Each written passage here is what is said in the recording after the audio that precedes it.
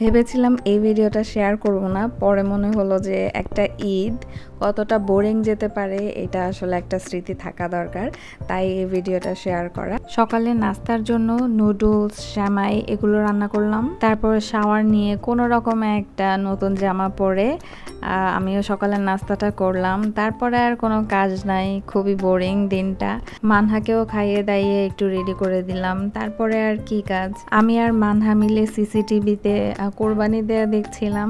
সেদিন এমন গিয়েছে যে একটু সাজুগুজুও করি নাই। এই প্রথম মনে হয় কোনো ঈদে আমি একেবারেই সাজুগুজু করি নাই। ছোটবেলাতে একটা নতুন জামা পেলেই বা ঈদ আসলেই নর্মালি এত খুশি লাগতো, অথচ এই যে যত বড় হচ্ছি বা এখনকার ঈদগুলা এতটাই আনন্দহীন লাগে। মাঝে মাঝে দেখা যায় ঈদের জামাটাও পরা হয় না, শখের গয়নাগুলাও পরা হয় না ঠিক মতো। তো এভাবেই কাটছে, যত বড় হচ্ছি ততই আসলে ঈদগুলো আনন্দহীন হয়ে যাচ্ছে। আর কোরবানিটা মনে হয় একটু বেশি বোরিং। সেদিন একটা এক্সট্রা কাজের প্রেশার থাকে, প্লাস কোথাও যাওয়া হয় না। তো যাই হোক, এর মধ্যে বড়ভাবেই ফ্রাইড রাইস রান্না করেছে, আর খাসিটা আগেই কোরবানি দেওয়া হয়ে গিয়েছিল, তাই খাসি মাংসটা রান্না করে ফেলেছে অলরেডি বড়ভাবে। ভাবি ফ্রাইড রাইসের সাথে চিকেন ফ্রাইও করেছিল।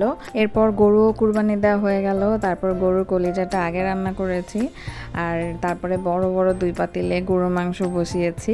ঈদের দিনের গরু মাংস রান্নাটা না যে পরিমাণ মজা হয়, অন্য দিন মাংসটা রান্না করলে না সেই পরিমাণ মজা হয় না, তাই একটু বেশি করেই রান্না করে ফেলেছি। আম্মুকে দেখতাম ঈদের দিন বিশাল বড় এক পাতিলে গরুর মাংস রান্না করতো।